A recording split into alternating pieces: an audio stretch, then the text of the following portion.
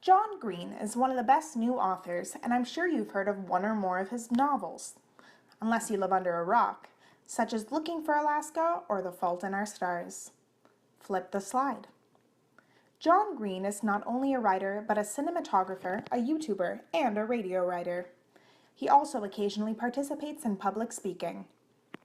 If you have ever read one of John Green's books, you will note that they are primarily centered around teenagers. Not only does this make his novels relevant to teenagers today, but it also makes his novels relatable. John Green has always been invested in doing what is right for the younger generation.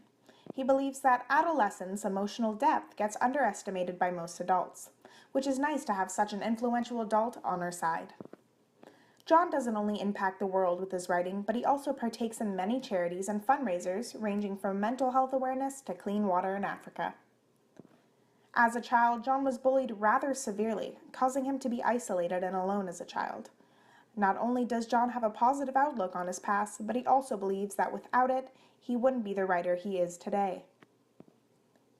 Flip the slide. When John first started writing, all of his motivation came from other forms of art in the media.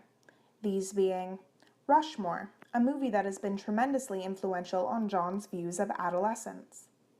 Toni Morrison. His works inspired John because they showed John that there was other writers that were alive and writing when he was. And this helped him create a less cold connection with books and learn to love the author as well. Next, J.D. Salinger. Catcher in the Rye to be particular because as he says it, anybody who writes about teenagers is doing so in the shadow of Salinger.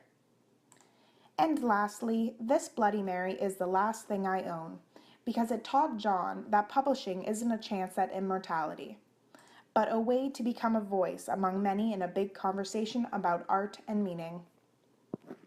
Flip the slide. Success. Looking for Alaska became 2015's most controversial book because of its subject matter. This was also John Green's first novel. An Abundance of Catherines was John Green's second novel, and it won 2007 Books of the Year. Paper Towns was John's third novel, and it was awarded 5th on the New York Times best-selling list, as well as winning the 2009 Edgar Award for Best Young Adult Mystery. This book was also recently turned into a movie. The next book is Let It Snow, which was a collaboration between Maureen Johnson, John Green, and Lauren Miracle. It was about holiday romances, and it was a huge success, winning New York Times' 3rd spot in the best-selling list.